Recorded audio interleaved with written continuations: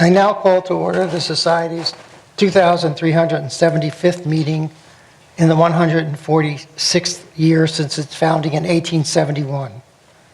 Good evening, everyone.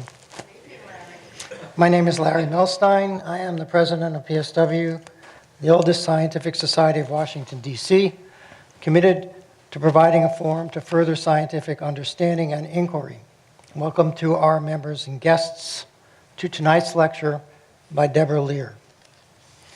We will begin with a few announcements, followed by a reading of the minutes of the 2,374th meeting and a recounting of the 36th meeting of the Society, which took place in 1872. We'll then turn to this evening's lecture, followed by a question and answer period. Thereafter, I will present a small thank you gift to our speaker, make a few closing announcements, and then adjourn the meeting to the social hour. Please join me in thanking the sponsors of the Fall 2016 and Spring 2017 lecture series, the Policy Studies Organization in cooperation with the American Public University, and a generous anonymous sponsor. Since Paul Rich is here and Daniel Gutierrez is also here, both of PSO, let's have a nice round of applause for them.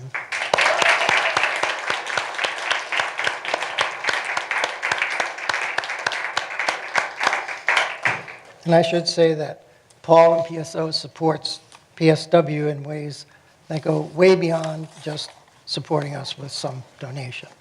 They've also been instrumental in reprinting the bulletin of the Society. And we do events together. So thank you, Paul. I am pleased to announce that the following new members have been elected to membership.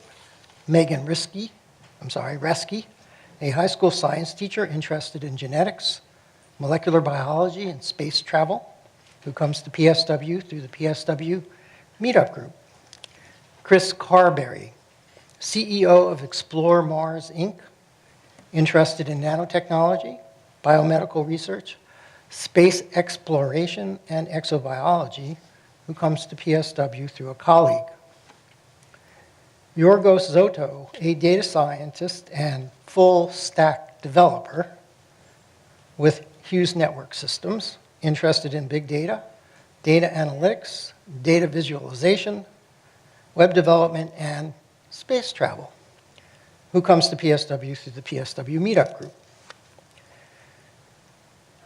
Dana Carangelin, Director of Administration at Trident Space, Inc., interested in space-based satellite imagery, Earth preservation, and sustainability, who comes to us through life member Carrie Root, and tonight's speaker, Deborah Lehr, whose interests will be, at least in part, obvious from tonight's proceedings. Please welcome them to the Society.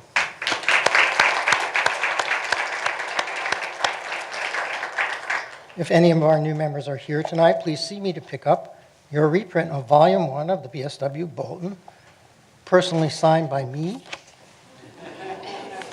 on behalf of the Society.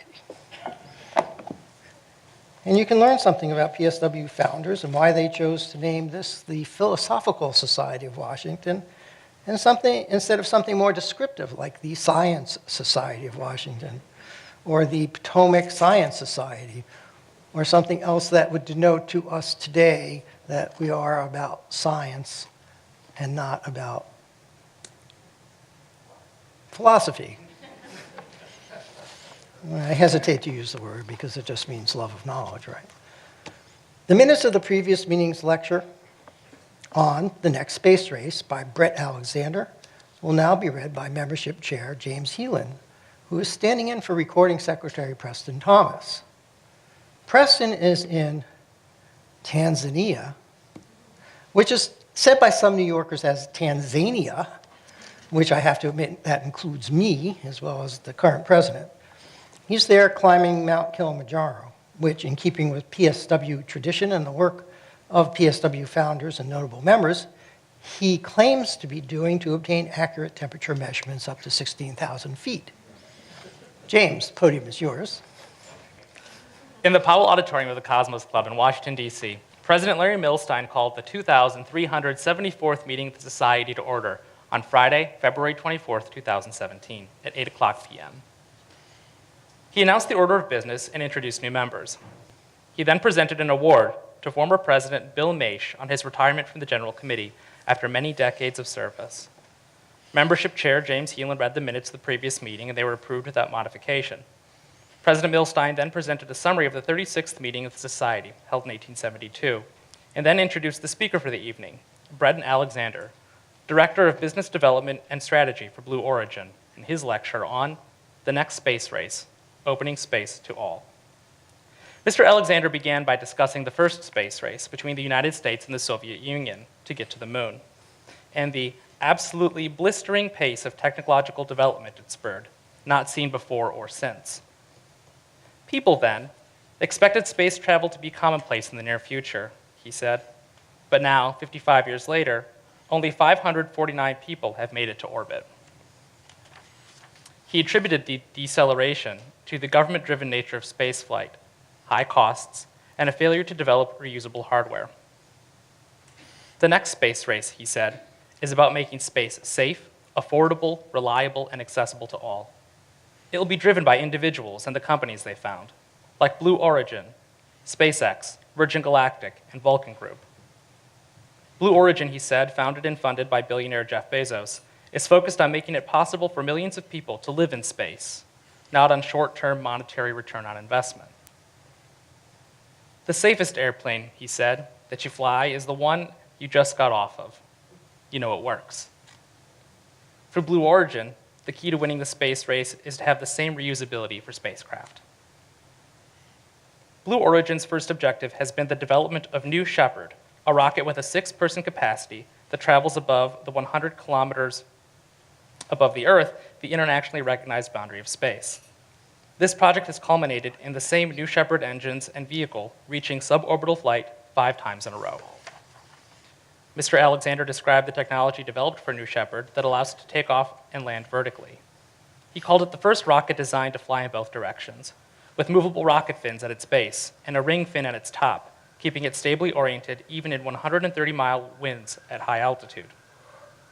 He also noted that its BE-3 engine can throttle down 20%, much lower than other engines, and can gimbal close to the ground for smooth landings. The New Shepard crew capsule is separate from the launcher and has an escape system with 70,000 pounds of thrust that has been successfully tested. Blue Origin plans to fly people into space commercially once testing is done, price to be determined. Virgin Galactic has sold 700 advance tickets at $250,000 apiece for flights to suborbital flight, he noted.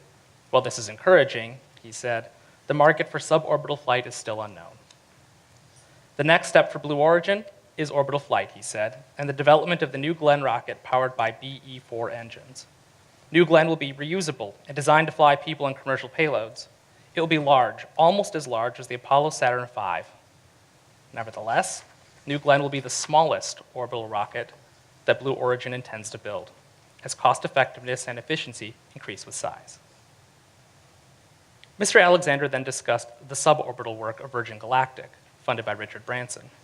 Its first vehicle, the reusable Spaceship One, made 2 suborbital flights in 2004 and won the X Prize. Progress has been slow since then, he noted, and Virgin Galactic has not yet taken passengers into space. He also discussed developments at SpaceX, founded by Elon Musk. SpaceX, he noted, developed the Falcon 9 and completed numerous commercial satellite and space station mission, and completed numerous commercial satellite and space station resupply missions. Several vehicles have been landed, but none as yet has been reused.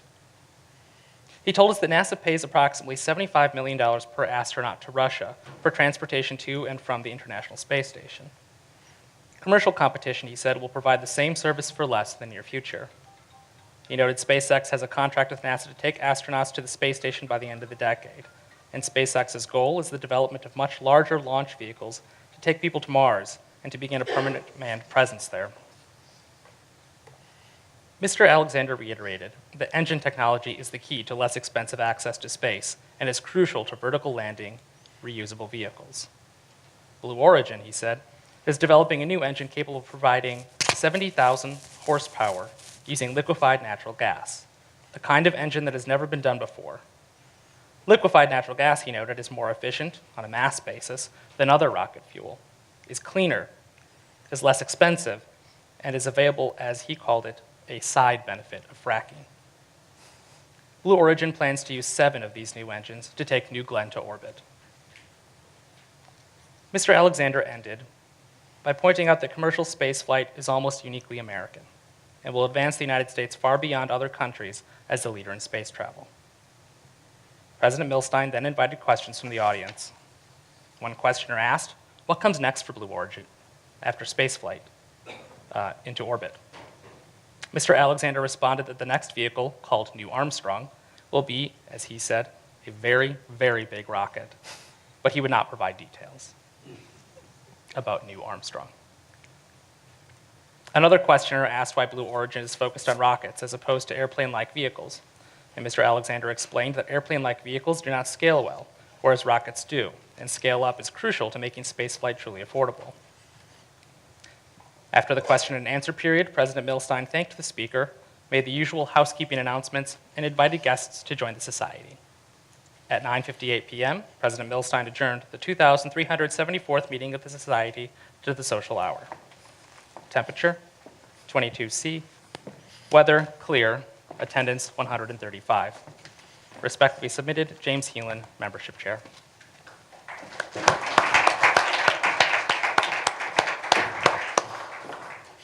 Thank you, James. Are there any corrections or annotations to the minutes? None? Then I will entertain a motion from a member to accept the minutes as read. Do I have a second? All members in favor? All members opposed? The minutes are unanimously accepted as read and will be posted in due course to the website. The 36th meeting of the Society was held on Wednesday, 11 December 1872. The meeting was held a few days earlier than was customary at the time, quote, for the purpose of introducing Professor John Tyndall of the Royal Society, close quote. President Joseph Henry was in the chair, and the bulletin does not report the time of day the meeting was called to order or the location. Joseph Henry was the primary founder of PSW and its longest-serving president, leading the organization from 1871 until his death in 1878. He was the preeminent American physicist of his time, known internationally for his pioneering work on electricity and magnetism, particularly his work on electromagnetic induction that led directly to the invention of the telegraph and the telephone. Among other important roles, he served as founder and first secretary of the Smithsonian Institution. Henry made a presentation on certain abnormal phenomena associated with the transmission of sound in fog. We don't know what he had to say on the subject, but as it turns out, the way sound travels in fog has contemporary interest. Foghorns are still in use. As everybody probably knows, the Golden Gate Bridge and the San Francisco Bay Inlet below it are often engulfed in thick fog. To aid ships in foggy weather from running into the bridge or the bluffs on either side of the either side, there are 2 warning foghorns, one at mid-span and one on one of the towers. They both sound at low frequency, but they sound at different intervals between the blasts. In case you were wondering, those are the intervals. And this allows shipmasters to tell the midpoint of the bridge without visual cues. The question of how sound is affected by fog has been a topic of interest for quite some time, not only for the design of foghorns, it's also been, for instance, a hot topic to the Seattle Seahawks fans, who thought they would have a home field advantage if the stadium was fogged in. Not because nobody could see the ball, but because they thought that the cheering of the fans would disrupt the other team. However, the matter has been seriously addressed in analysis of the physics involved by Cole and Bobbins, published in about 1970 in the Journal of Atmospheric Sciences, and they concluded that fog attenuates higher pitches. And so it wouldn't be advantageous to the Seattle Seahawks fans to have their stadium fogged in, but it did vindicate foghorn designers. Professor Tyndall, visiting from the Royal Society, added some remarks on observation of his own on the subject, because at the time he was, in fact, involved in efforts to improve the design of foghorns. Tyndall was a remarkable scientist. He made important contributions in many areas of science. He wrote 150 scientific papers and at least 12 books, many of them textbooks intended for non-physicists. One area quite relevant to current events is his studies of infrared radiation and its interaction with matter, particularly his determination of the heat capacity of gases. Tyndall was the first to measure the relative infrared absorption of nitrogen, oxygen, water vapor, carbon dioxide, ozone, methane, and other gases in the atmosphere. And he explained atmospheric heat, global warmth, in terms of the abilities of the various gases in air to absorb infrared radiation. He was the first to prove that Earth's atmosphere has a greenhouse effect, which had been postulated by others before then, but not proven. He correctly determined that water vapor is the strongest absorber of radiant heat in the atmosphere and is the principal gas controlling ambient temperatures, something that's still understood to be correct. And he pointed out again correctly that absorption by other atmospheric gases, while not negligible, is relatively small compared with water vapor. He also discovered the Tyndall effect, scattering of light by suspended particles. He devised measures to measure the effect and ways to remove particulates, including bacteria, from air using a kind of flypaper technique to trap diffusing particles. He applied the technique to sterilize gases in particular. He also invented a process for sterilizing spore-containing fluids called Tyndallization that's still in some use today. And he invented a method for determining the amount of carbon dioxide in breath, capnometry, that is still used by anesthesiologists. And that's really just the beginning of his work. Simon Newcomb reported on progress of the commission arranging an expedition to observe the upcoming transit of Venus, a subject of ongoing interest to the society on which several reports had been made. The transit of Venus was very important to scientists of the time because the parallax in the time of the transit and Newton's laws allowed the measurements of the transit to be used to calculate the size of the solar system, among other things. And they actually did get pretty accurate measurement. Newton was one of the most important astronomers of his time. He was self-taught and made interesting contributions in many areas, including economics, astronomy, and mathematics.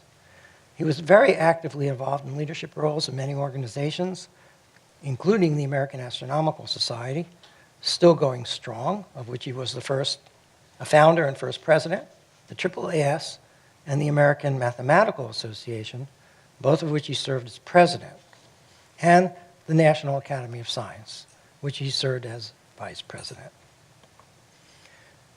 W.B. Taylor read a paper on waves, molecules, and atoms. It's actually reproduced, at least in part, in the bulletin. It had to do, in part, with the ether. It's not ether that you use anesthesiology. It's ether, meaning the medium that the universe is made up of. You should recall that this was in 1871, and Michelson and Morley did not publish the results of their now famous eponymous experiment until November 1887, which essentially disproved the existence of the ether.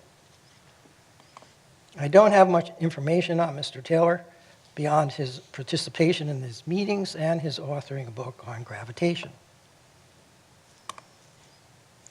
We turn from that meeting in 1872 to tonight's lecture.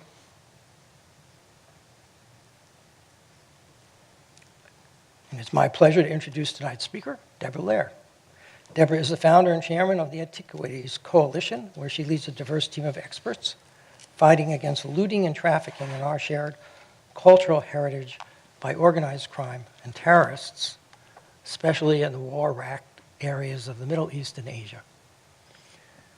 She serves as the chief executive officer I hope I'm going to say this right, Basilina, a strategic business consulting firm focused on China and the Middle East, and she is a senior fellow of the Paulson Institute. Previously, she was senior advisor to the chairman and CEO of Merrill Lynch, senior managing director at the New York Stock Exchange on emerging markets, president of Stonebridge China, and she's a lawyer and was a partner at Mayer, Brown, Rowe, and Maw. Deborah also served in government as a lead negotiator at the U.S. Trade Representative for China's WTO extension, a director of Asian Affairs at the National Security Council, and on export control and trade policy issues at the Department of Commerce. Her writings appear regularly in the Huffington Post and have been published in Foreign Affairs, the South China Morning Post, China Daily, U.S. News and World Report, and Kazan magazine. And she has appeared on television to speak about antiquities trafficking and about China. Please hold questions for the question and answer period at the end of the lecture, and join me in welcoming Deborah to the podium. Thank you all for coming out on a chilly Friday night, and I'm so delighted to be speaking at the 2,375th meeting of the PSW. It's really a great honor. So imagine a moment of uprising and protest in Washington, D.C. Hundreds of thousands of people descend upon the National Mall. Plausible, right? Thieves spot an opportunity in the chaos, break a window, and slip into the Smithsonian Castle, knowing that the treasures that are representative of our heritage and our culture lie within. Artifacts of the founding of our beliefs, our values of freedom, of religion and expression, of our founding, which the thieves target because of what they represent. Could it happen in the United States? Of course, it did on September 11th. Is the equivalent happening around the world? All the time. Every day. During the January Revolution in 2011 in Egypt, organized criminals broke into the Egyptian Museum, seeking the treasures of King Tut and Cleopatra. Over 50 artifacts were stolen, and only about half of them were recovered. What saved the museum that evening were concerned citizens who rushed to protect their iconic building and protect the treasures that lay within. And while not as serious as the massive looting of the Iraqi museum, the attack in Cairo was symbolic of a trend that's sweeping the Middle East and Northern Africa. It marks the beginning of the use of culture as a tool of war in this region.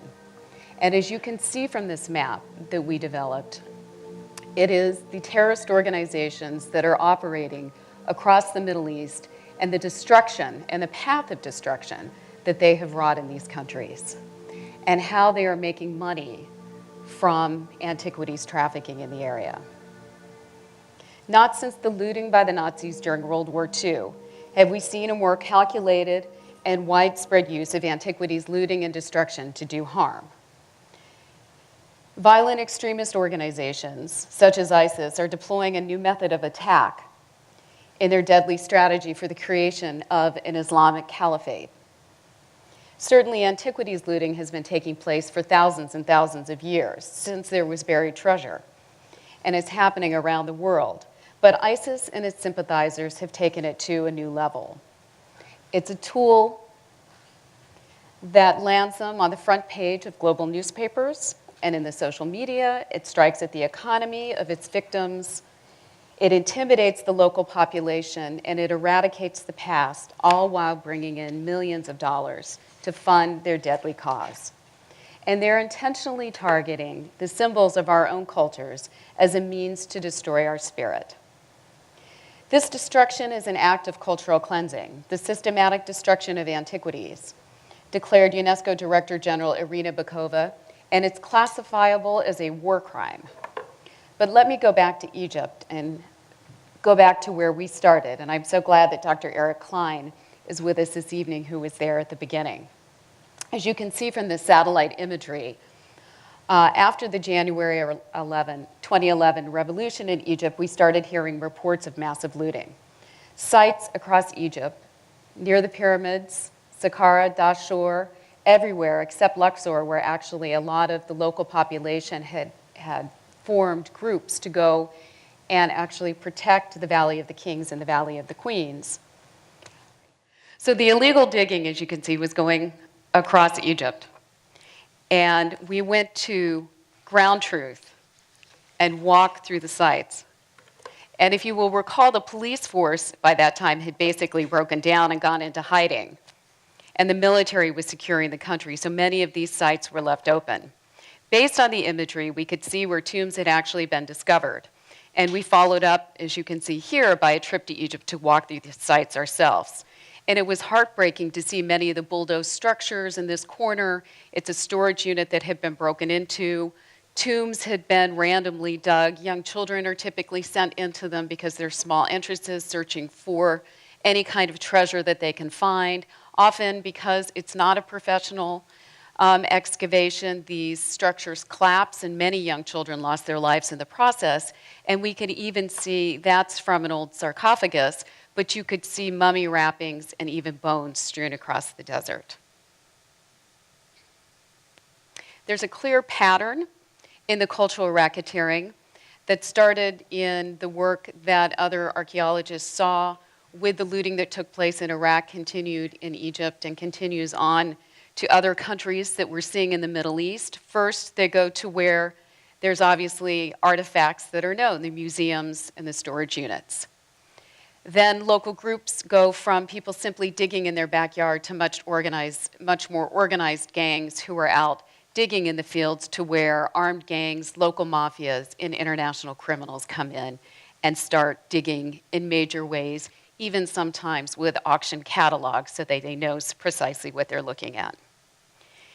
In the chaos of the revolution, the Muslim Brotherhood, extremists of the Muslim Brotherhood, not all, looted and burned a museum outside of Cairo, and the Islamic Museum, which you can see here, with one of the oldest and largest collections of Islamic artifacts in the world, was partially destroyed by a car bomb. The bombing damaged almost 180 masterpieces. It was a recently renovated and refurbished institution with intricate glass chandeliers and bottles that were over 800 years old. And the museum staff meticulously managed to put these back together with all but 10 of the pieces still broken. And at the recent reopening that happened just about a month ago, the Egyptian Minister of Antiquities called it a victory over terrorism. At the same time, the civil war was beginning to take root in Syria, and with unrest growing in Iraq, home of the Fertile Crescent, out of where writing and literature, mathematics, astronomy, and medicine, and so much more were first nurtured. It spread to Libya, Yemen, Mali, all homes to ancient and storied civilizations. And as the governance structure broke down in these countries, new extremist groups rose out of this chaos. And the most brutal of them all is ISIS. They quickly realized that there were a multitude of benefits from holding culture hostage. It will never be possible to calculate the cultural toll of the mass destruction that has taken place at their hand. There are literally hundreds of thousands, if not millions, of archaeological sites across the Middle East. In Egypt, for example, archaeologists estimate that perhaps only 1/4 of what is under the sand has actually been excavated. Heritage sites, archaeological wonders, and cultural objects that have survived millennia have violently disappeared in a matter of just weeks and months.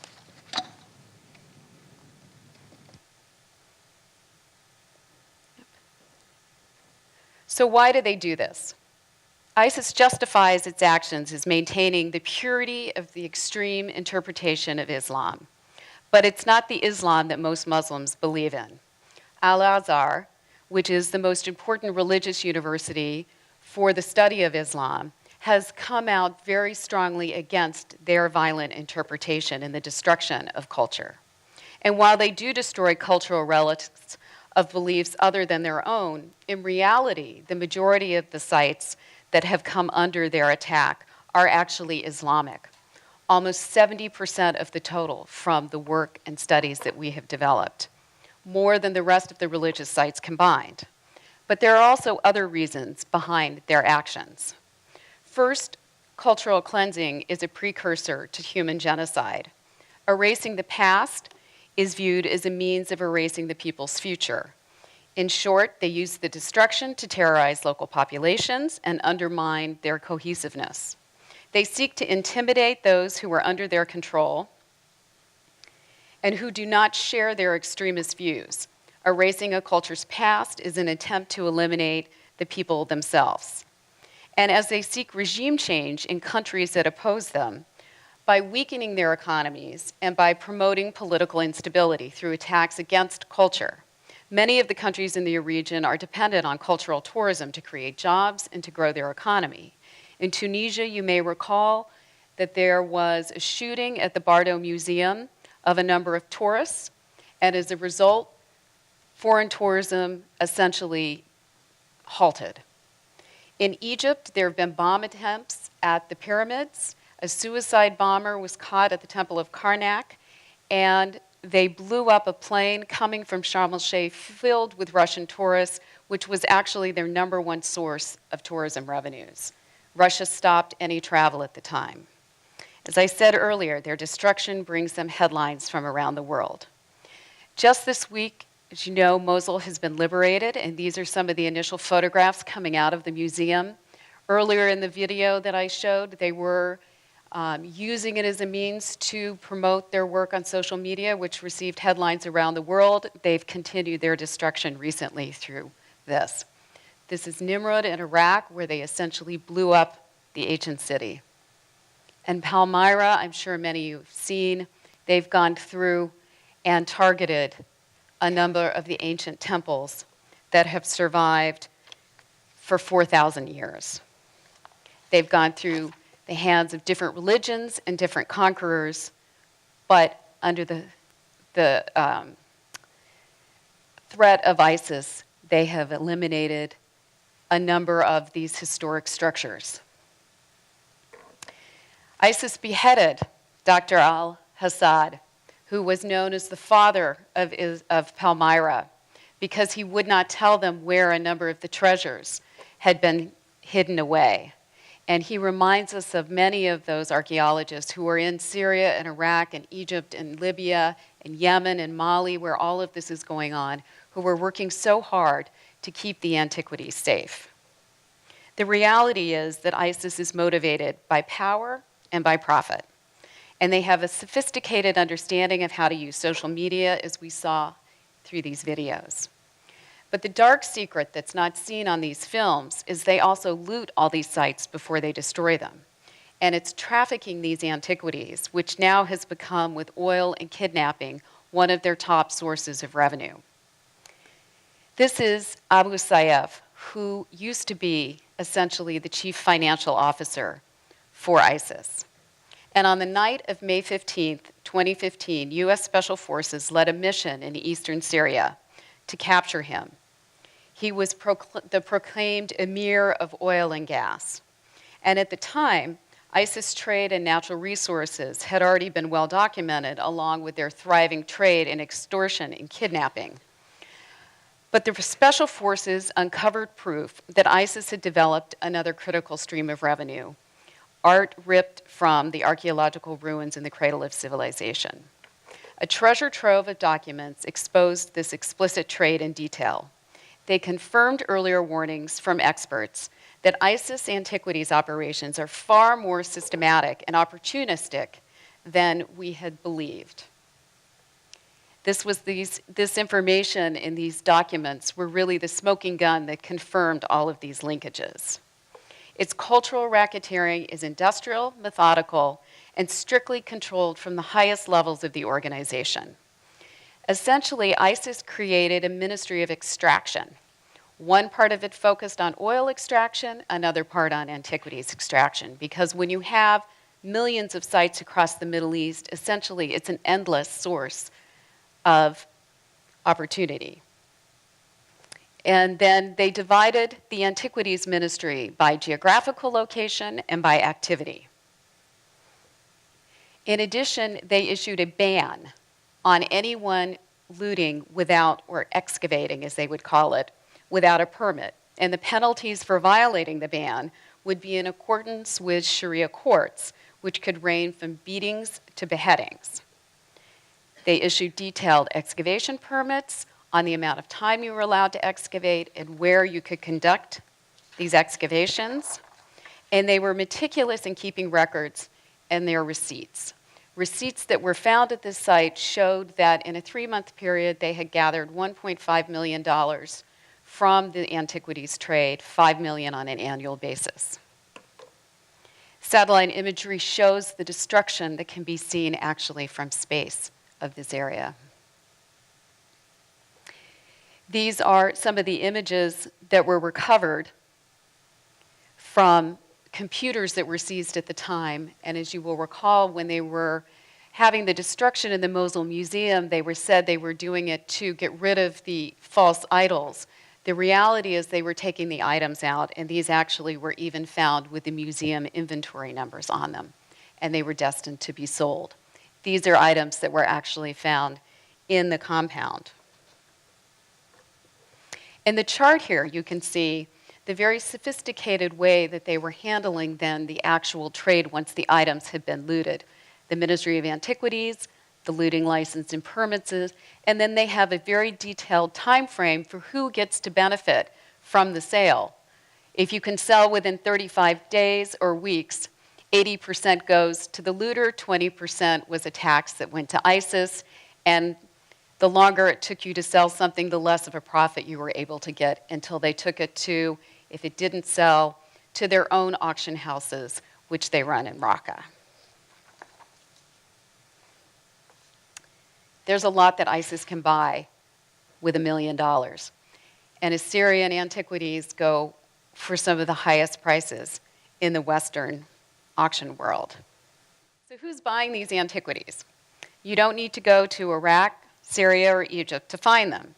Israel's a transshipment point for items that are coming out of Egypt, and as Israel often cracks down on the smuggling that's taking place out of the Sinai into Israel, antiquities are often found along with weapons and drugs and humans. Given Israeli law, if the antiquities can make it into Israel, they become legitimate. And from there, you can move them around to different parts of the world very easily and start to create a history or a provenance to legitimize them before they come to the West. Ironically, it was a cooperation on antiquities that was a bright spot during the January 2011 revolution between Egypt and Israel. Turkey is actually the hotspot for the items that are coming out of Syria and Iraq. And this enterprising reporter went undercover to find a way to work with middlemen who were selling Syrian mosaics on the border with Turkey. The homeland they left behind has been torn apart by civil war, and ISIS is annihilating their cultural heritage. Whatever's not destroyed is being sold on a thriving black market, which CBS News infiltrated over the course of a 6-month investigation. Here's Clarissa Ward. Sacred monasteries destroyed, ancient temples leveled by explosives. But perhaps the greatest threat to Syria and Iraq's cultural heritage is what you don't see: the illegal trafficking of precious antiquities.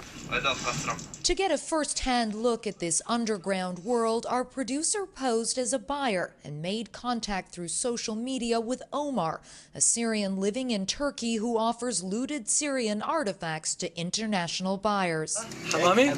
He claimed he had mosaics that were freshly dug out of the ground. These he could sell for $60,000, he wrote. We met in Istanbul and recorded our meeting on hidden cameras. They were the ones who ripped it out. We asked archaeologist Amr al-Azam to come with us to authenticate the piece.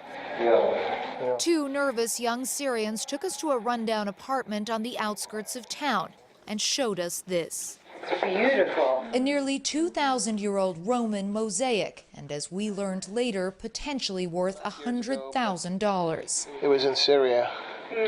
They recently brought it out. We were told they dug it out of the ancient city of Apamea, one of Syria's most significant archaeological sites, seen in satellite photos in 2011, now pockmarked with the robber holes of looters. We moved to our van, where the smugglers also offered us Roman glass stolen from a tomb. The negotiating began. I need a rough price. I need a ballpark figure. $200,000 for the mosaic, they said, but that quickly dropped to $60,000. They were eager to get the illegal piece off their hands. What's your reaction when you see a beautiful mosaic like this that's been looted from a precious site like Apamea? Well, obviously sadness, because these eventually will be bought by someone and they'll be lost to us forever. The main beneficiary is ISIS, which makes tens of millions of dollars on the thriving black market. The group issues permits to looters and takes a cut of the profits. You get the idea, essentially. The reporter continues to be contacted by many dealers over WhatsApp and other secret ways that now the looters are using to contact people in the West to be able to try and use them as a means of selling the antiquities that they have looted and brought over through Turkey, through Lebanon, and through some of these other sites that have more porous borders. But why should we care? And isn't this far away from us? Well, it's not quite as far as you might think. First, obviously, what's happening in the Middle East now is a humanitarian crisis on a scale that we haven't seen since World War II. Heritage symbolizes the essence of who we are as a people, and in the case of the Middle East, most of our roots started in the birthplace of many of the world's major religions. We often get asked, should we be making a choice between saving lives or saving stones? But to quote the director of the National Museum of Iraq, who answered this question very eloquently, he said, yes, they are just statues, but for us, they're living things. We came from them, we are part of them, that is our culture and our belief. So where are these antiquities going, and who is it that's buying them? The size of the global art market is about $45 billion. Now, only a small portion of that is ancient art. It's very hard for us to come up with realistic numbers on what the actual size of the illicit trade is, and I know that there are a couple of you in this audience who are economists, and if you have a way of calculating that, we would be eternally grateful, because it is a source of constant debate between the archaeologists and the art market. We commissioned a study by Sarah Parkek, who is known as the space archaeologist and was last year's TED Prize winner. She's an Egyptologist and had her literally counting looter pits to calculate what the size of the losses were to Egypt. And since the revolution, we believe that the estimates are approximately $3 billion. So you can see that this is not small money. The antiquities market is a thriving trade. Sotheby's and Christie's, the preeminent auction houses, have revenues that are in the billions of dollars each year. And they're coming under significant pressure. Revenues are starting to drop. They're facing competition from online auction houses, and most concerning for those of us concerned about the illicit trade, we're seeing a rapid increase in private placement of items, so there's never any public record. There's also increased competition from China. China now has 6 of the top 10 auction houses in the world. It's now officially the largest art market. Primarily, they're buying high-end art, and they're bringing back many of the Chinese items that had been looted in their past. But if they start to turn their attention to these items, we are never going to see them. But it's astonishing how little regulation there is over this market. The art trade, where collectors or investors might spend millions of dollars on a single asset, is still one of the least transparent of any of the alternative financial instruments. The names of sellers are not required to be disclosed, nor the purchaser. There are no clear standards on what types of due diligence need to be done or the checking of provenance. We've seen instances where there's a provenance that has been presented, and just a simple Google of the address shows that the address doesn't exist. We expect more of those who deal in this business. and deal in these high-end objects. The Department of Justice has followed also a policy of seize and return versus seeking criminal prosecutions. So there isn't much of a deterrent. It's simply factored into the cost of doing business for these big auction houses. Let me give you one example, too, of some of the challenges that we're facing. Every year, the leading dealers and auction houses of Asian art come together for Asia Week. It actually started yesterday. During last year's Asia Week, every single day of the 10 days, the Manhattan District Attorney and our customs, ICE, had a major seizure. Every single day of the 10 days. Not a single person went to jail. Not one. And I'm not even sure at this point there have been any significant fines. The worst that happened to anyone, and it is bad, one poor Japanese gentleman who was 70 years old had to spend the night at Rikers. He lost his object, which he had to forfeit, and he was sent back home to Japan. But that's it. It doesn't serve as much of a deterrent. The only good thing that came out of it, if you can say that, is the arrest and indictment of Nancy Weiner. Nancy and her mother were some of the top dealers in Southeast Asian art in New York. Their work went into museums and collections around the world. They managed to collect enough information during those raids that they did to get her to spill the beans on a number of people who are yet to be named who have been dealing in Southeast Asian art. But they have sold to the Metropolitan Museum of Art, Cleveland, Norton Simon, Brooklyn Museum, and galleries around the world. Many of these museums are now looking into what they received, and a number of them have had to return them. Since Asia Week started yesterday, I would also recommend you keep your eye on the New York Times. We expect to see more activity coming out. Europe also presents a big challenge. Brussels, the de facto capital of the European Union, has long been a destination of choice for those illegally trafficking antiquities, a category that potentially includes the funders of terrorism that have taken lives throughout the West in recent months. Belgium brings together all the elements that allow this illicit trade to flourish: tax laws and enforcement, lax tax laws and enforcement for art crimes, a location with easy access to the rest of the world, and a ready market.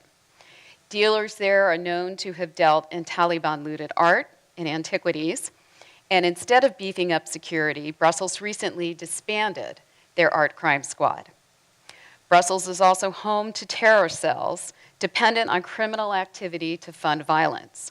The municipality of Molenbeek, where terrorists planned the 2015 Paris attacks, is a hub for this illegal trafficking. Today, its homegrown extremists have direct access to an unprecedented supply of plundered artifacts from Iraq and Syria, from refugees who've been coming into and passing through the country. And as I wrote in a Wall Street Journal op-ed recently, the EU capital should be setting the standard for the continent, not lagging behind. If the Belgian government fails to take action, much more than cultural heritage will be at stake. Unfortunately, it doesn't take very much to fund terror. Experts estimate that the attacks against Paris in December 2015 cost less than $20,000. In an exclusive article that was published after an extensive investigation that appeared about a month after the op-ed that I published, the French-language weekly Paris Match actually exposed the clear links between cultural racketeering and terrorist financing in Belgium, and the violent extremist network responsible for the deadly Brussels attacks in March 2016. These homegrown terrorists will use all means to finance their dirty work. Just the sale of a few hundred coins that you can carry in your pocket or an ancient statue can fund a lot of damage. In the United States, our government is beginning to recognize the threat that these antiquities of being sold into our market as a fundraising means for violent extremists. In August 2015, the FBI issued actually a very rare alert to the art market. It had revealed that there were credible reports that artifacts looted by ISIS were reaching the United States, and cautioned that collectors and dealers who purchased them may be funding weapons and troops. The Bureau also called on the world's art leaders to help them keep these conflict antiquities off the market, and it warned that in dealing in such items, you could be subject to sanctions under the Iraqi Stabilization and Insurgency Sanctions Regulations, or more serious prosecution for providing financial support to terrorist organizations. So for the first time, the game changed that you wouldn't just be dealing in illicit product, but you could actually be tried as supporting terrorism. This means that we could potentially see some of the dealers going to jail.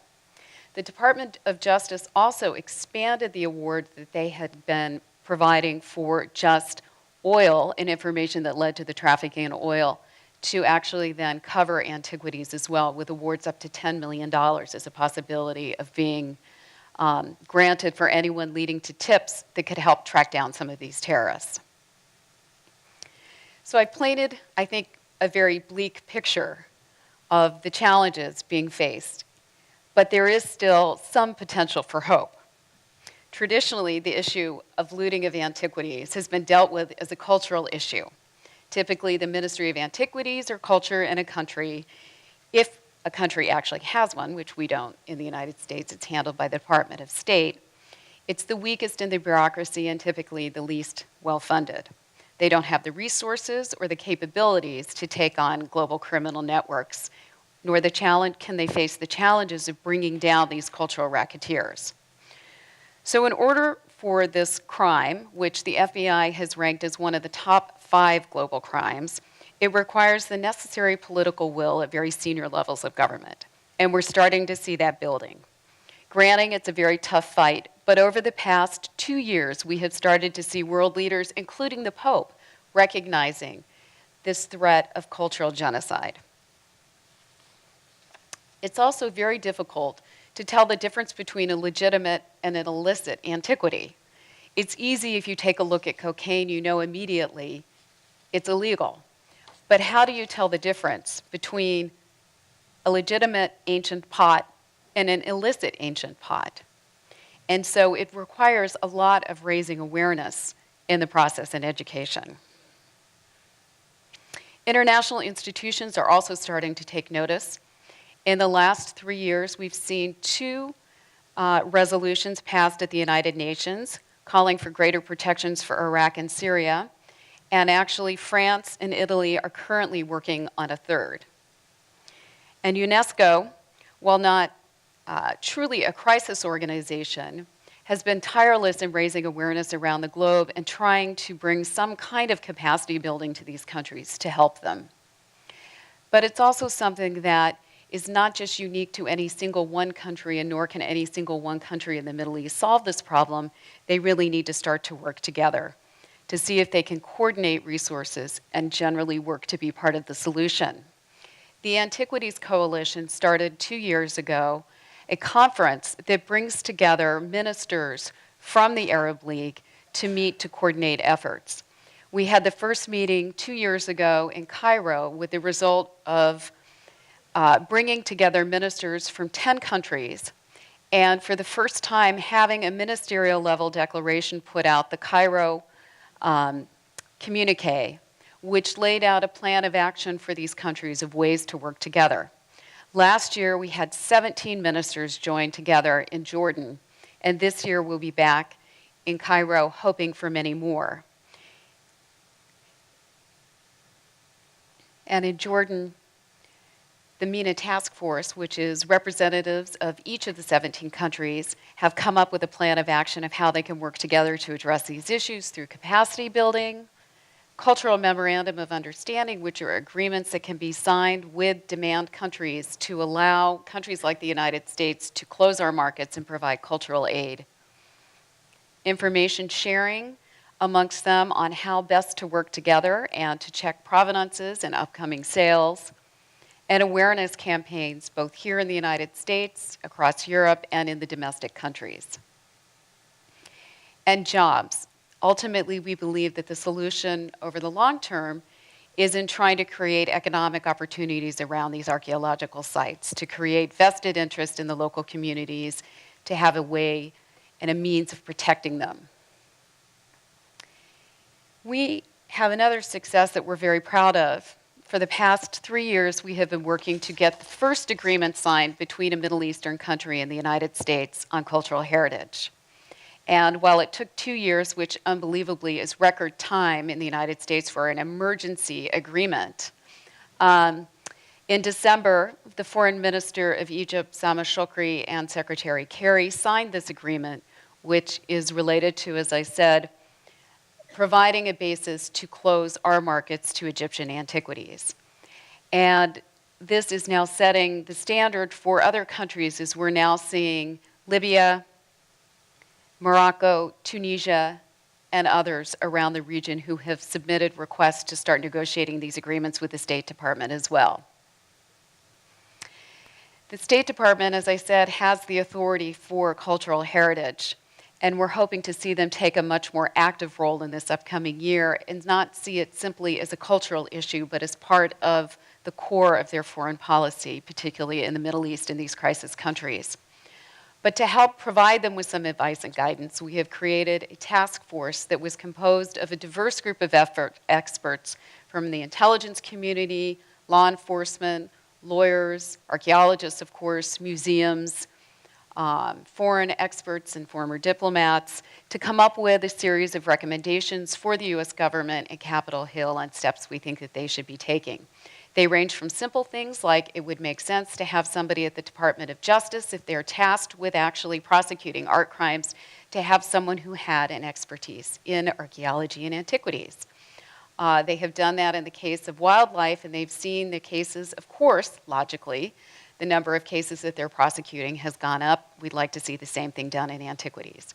And instead of having antiquities dealt with in the Cultural Bureau at the State Department, while certainly it has a very important role to play, if we really want to see coordination efforts on something that is related to our national security, somebody at the National Security Council needs to have authority and be thinking about this issue every day and coordinating on behalf of the government.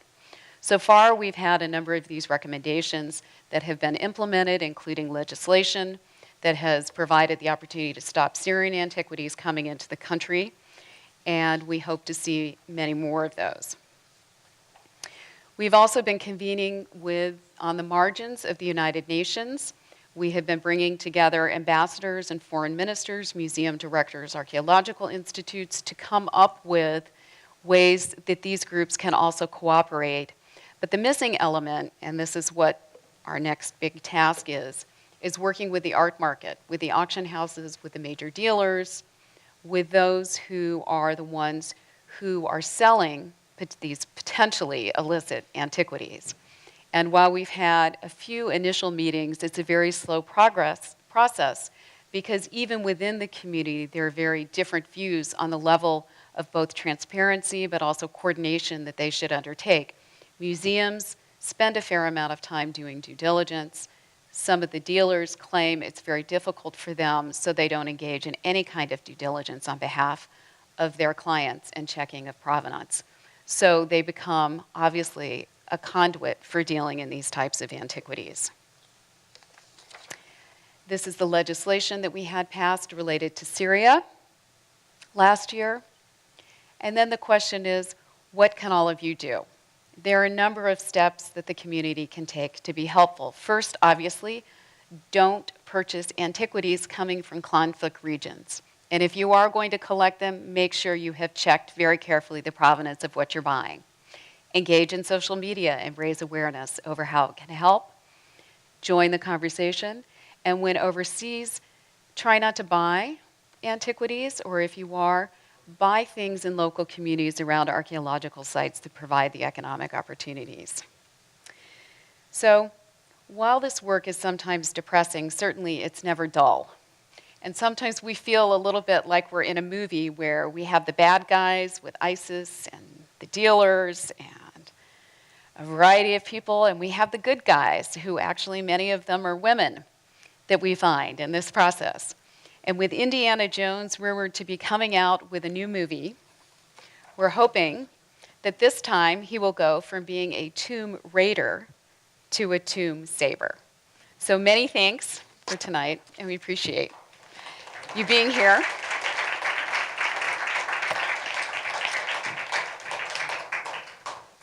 Well, thank you, and apologies for the technical problems. We have time for questions. There are 3 people with microphones, so if you have a question, put your hand in the air and wait till the microphone comes to you, and then please stand up, tell us your name and whether you're a member. No penalty for not being a member. And ask a question.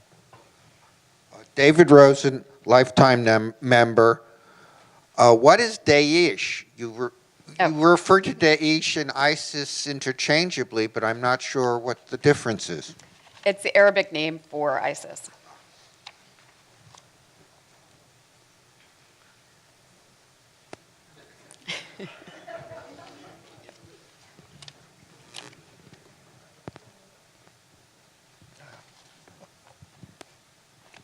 Bruce Murray, I'm a member.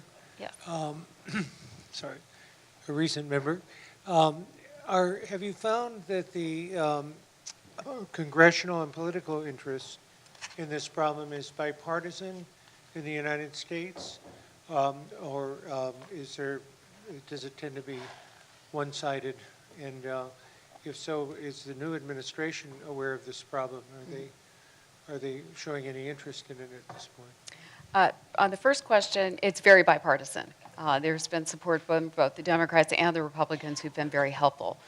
The museums and the dealer communities have very strong lobbyists. The archaeologists don't tend to have the resources to spend in the lobbying, and so it becomes a little tricky in how to finalize some of this legislation. The piece that was passed was really a balance, where there were some benefits that were included in there for the museum community. But ultimately, we were focused on the main goal, which was being able to give ICE the authority to block any Syrian antiquities coming into the country. For the new administration, I know certainly that there are people within the administration who are very aware of this issue and very interested in being helpful. They view it as part of the fight against violent extremism, which they have said is going to be one of their priorities. And they want to make sure that financing is cut off from any means coming in, and antiquities would be one of those. But it's no secret that they don't have all their staff in place at this point, and it hasn't gotten really down to the level where this particular issue is on a front burner at the moment.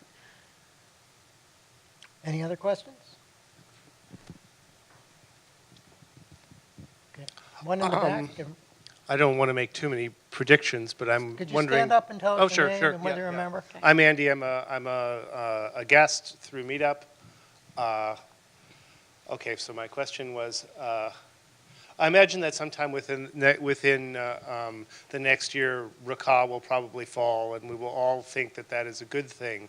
But is that perhaps a bad thing for you as people declare the war against ISIS over, at least when they no longer have a capital? Does the interest level in your issues and where you want to go in the future, does that potentially all fall away once there isn't the headlines?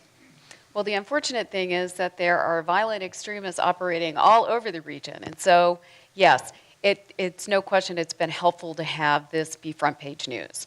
But on the other hand, what we want to see, I think that the political awareness and the political will is there now. We don't need to have ISIS destroying further sites just to help our cause in raising awareness to protect them. In Raqqa, I think we're going to find just a horrible situation when it comes to the antiquities, and it's going to be fascinating when they go in to see what's in these auction houses and if they can seize the records and find out actually who may have even been purchasing these antiquities. We hear a lot of rumors, but it would be nice to get those purchase lists. If they're as detailed as we saw in the Abu Sayyaf raid, we might find out a lot of interesting things about how the trade actually works. But there are gangs, organized criminals, who are engaging in trafficking around the world. There are reports of the drug cartels in South America using this for money laundering, because not a lot of people pay attention to it. Certainly, my background is working on China. 9 out of 10 tombs in China have been looted. There's an extensive trade in illicit antiquities coming out of Hong Kong, so it's a global problem. It's just that in the Middle East right now, it obviously is the center of attention. William Morris, Next Century Foundation, guest of the Paul Rich, his Policy Studies Organization. I was going to ask, you seem to imply that the trade in antiquities was through two hubs you mentioned, particularly Israel and Turkey, if I didn't misunderstand you. Are those particular hubs, in other words, are they worse than other countries? And are the governments of those countries cooperating in this problem? I was not implying. I was stating directly. It depends. Let's take Turkey. Turkey is a definite source of antiquities coming out of Syria and Iraq. We have extensive evidence about the porous border. I have heard the Turkish ambassador at the UN at meetings talk about the training that they're doing at these sites, how they're trying to close them down. And at the same token, the Iraqi ambassador is very vocal about the fact of all the items, not just antiquities, that are going back and forth across the border and supporting ISIS, from their clothing to their food to the fertilizer that is being used for the bombs that are blowing up these sites. We do see, that said, as they've started to get more engaged in the fight, we have seen some of the antiquities trade and trafficking slow down there and start to move through Lebanon. And we're seeing some of it starting to move through Jordan. For Egypt and Libya, as I said, it's going through Israel. It's not that Israel doesn't want to cooperate. The issue has been their law. And if you can get it into Israel, it essentially becomes legitimate because they have a legitimate trade in antiquities. And that has been the hard part. They've had a number of seizures of Egyptian antiquities, the majority of which they're still holding on to, they haven't returned and are using for some political purposes. But by and large, as I said earlier, it's been a point of good cooperation between them because they are at least seizing them. And every time they crack down on the tunnels, they always catch more antiquities. Gretchen Theobald, a guest. I have 2 questions. Are these all the bad guys here? And we saw one of this woman here. Yes. And then who are they? And then also, who's buying these? You said where they're coming out. And maybe the Chinese are buying, but surely Americans and Europeans. And who's actually buying them? Great. First, okay, so these are, you saw Amr, who in the center was in the CBS video. He's the one who took the reporter to the border to set for the mosaics. And the woman on top is Katie Paul, who is our chief of staff, who did also the brilliant map that was there, and Tess Davis, who is our executive director, who has spent her career focused on Cambodia and the looting of Cambodian. That is Kapoor, who was trafficking in Southeast Asian and Indian art and is currently in jail in India. Nancy Weiner, and I have to say I've forgotten, this is somebody from a long time ago who I have forgotten, who was one of also the dealers who was arrested. Who is buying them? And this is our team at the pyramids. They're going all kinds of, for Islamic items that are being looted, a large number of them are going back into the Gulf countries. And so that's, and as I said, a lot of those sites are being looted and destroyed afterwards. For the Christian items that are being looted from these areas, they tend to be coming to the United States and to Europe. And then we've seen a lot of illicit Egyptian antiquities ending up in London, and a number are going into private collections. A lot of the stuff that's coming through Turkey is being sold privately. They're using confidential apps like WhatsApp and others, so there isn't an email track record of what's been going on. And the real thing is, a lot of these items are also being held because it's known, for example, if Palmyra has been destroyed, people are going to be looking for a number of those items. You know automatically that those have been looted. So people are holding on to them. And if we look at the experience with Cambodia, where the Khmer Rouge was engaging in looting and trafficking, those items were held for 10 to 20 years before they started to appear in the international markets. And it's only now that there's been a number of seizures. to take back that Campanian statuary. In fact, I wouldn't be surprised if you see some of that in the stories this week on Asia Week.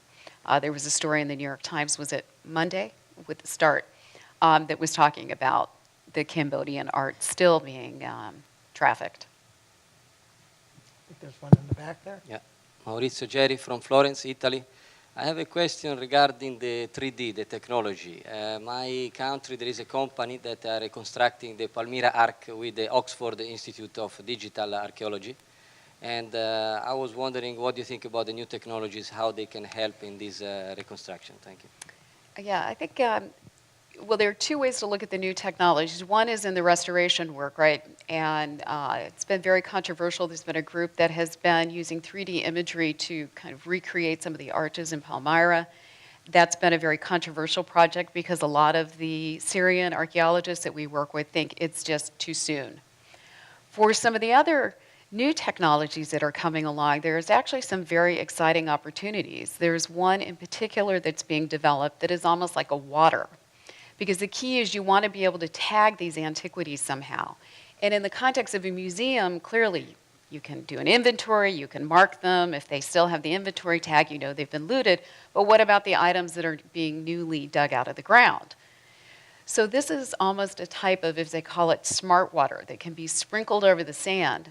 And anything that then is dug up from that site comes up with these markings. And they're not visible to the human eye, but if you have the kind of infrared reader, which can be put on an iPhone, you can actually track those items.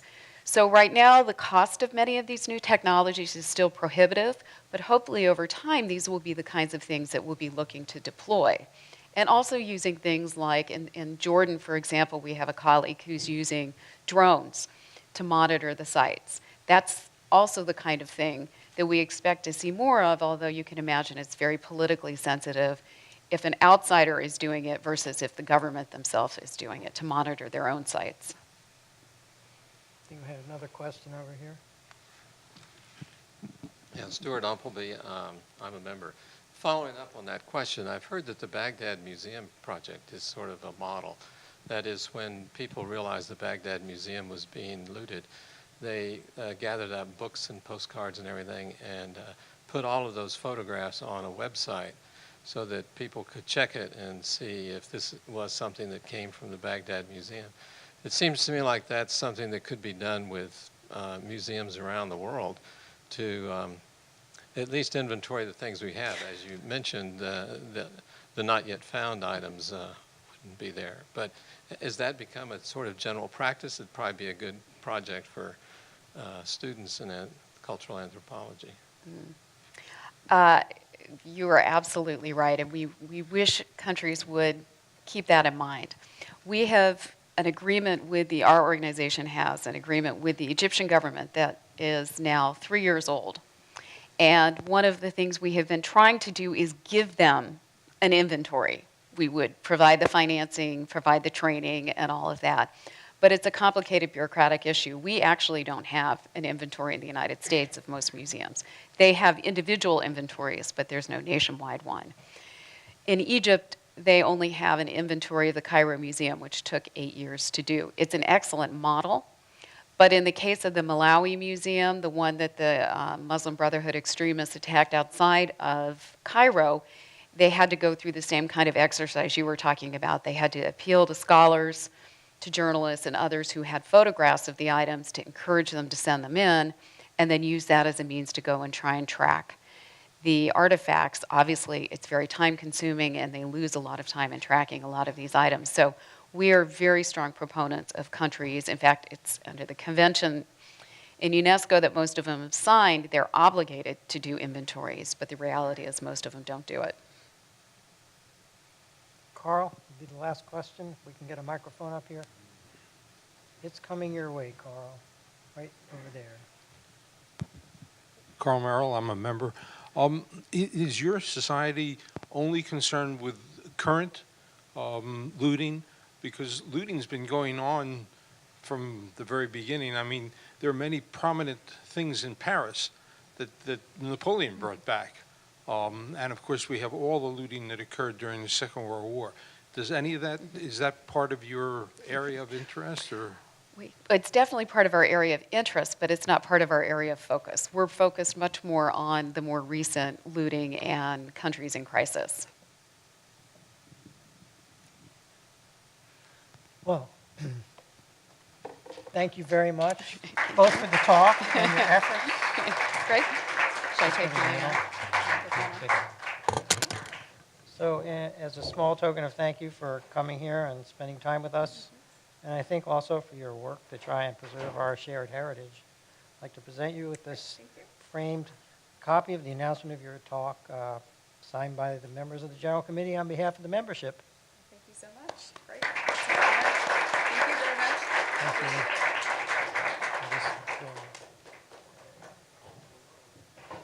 So we have a few closing announcements before you can all retire to the social hour. So before you adjourn to the social hour, let me remind you that PSW depends on an enthusiastic, active, and capable membership. If you're not a member, please join. If you are, please get involved in helping carry out PSW activities. You can apply for membership on the PSW website. Membership.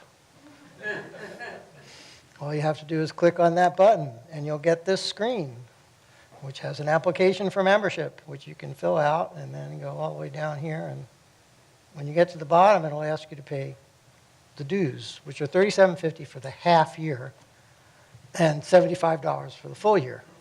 And when you hit your little submit button, there's a reason I'm going through this so tediously, you'll get this screen. And you'll notice it says PayPal, PayPal, PayPal, PayPal, PayPal. Well, you don't have to use PayPal. This is PayPal's way of trying to entice you, force you, or mislead you into using PayPal. What does PayPal have to do with anything? PayPal is our merchant bank. They offer very good rates to charitable organizations, which we are. And so because it's very inexpensive, we use PayPal, and the price we pay is they try and mislead you.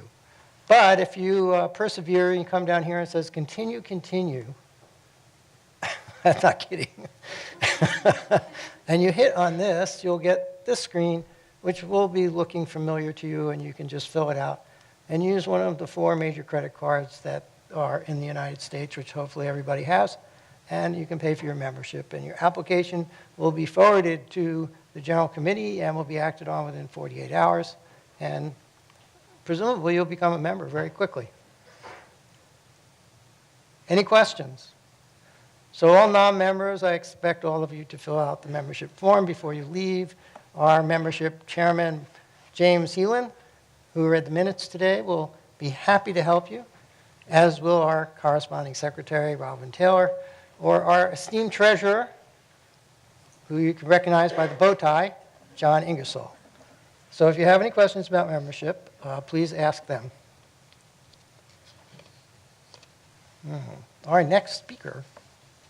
Oh, I should mention, PSW is a nonprofit educational organization. It's tax exempt under Section 501c3 of the Internal Revenue Code, at least until they change it, and tax contributions are tax deductible.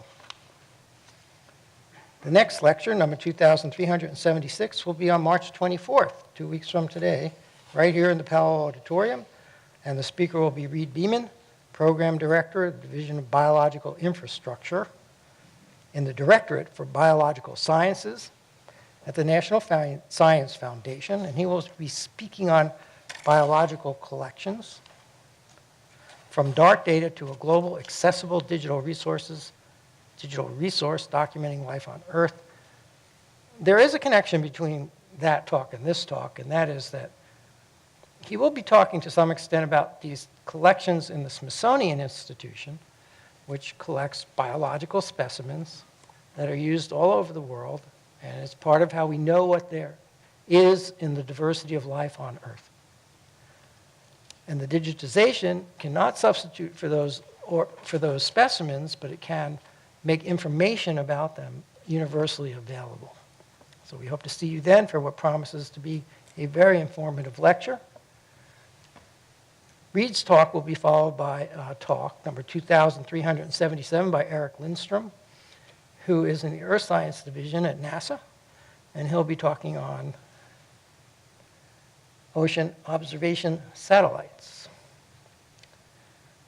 The talk after that will be Anthony James of UC Irvine, who is a mosquito expert and a molecular biologist, and he'll be talking about essentially engineering mosquitoes that transmit malaria so that they can no longer transmit the disease.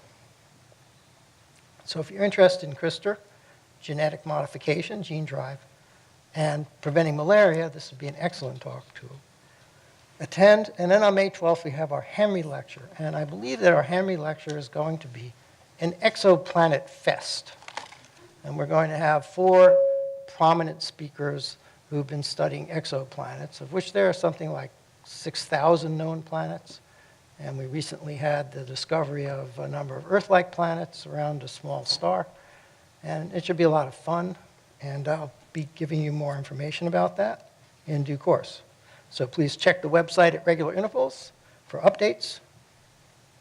The social hour ends at 10:30, after which PSW members and guests meet at the Fairfax Hotel Lounge, formerly known as the Jockey Club, right across Massachusetts Avenue. If you haven't gone over there with us before, but you're interested, please speak with Corresponding Secretary Robin Taylor. I think Membership Chairman James Heelan will already be over there, so you won't be able to talk to him, and I'm not sure about John, whether he'll be around, so see me if those two are not here. And with that, I will accept a motion to adjourn the 2,375th meeting to the social hour. Do I have a motion? Thank you, Bob. Second? All in favor? All opposed? The meeting is adjourned. Please use the side exits to exit.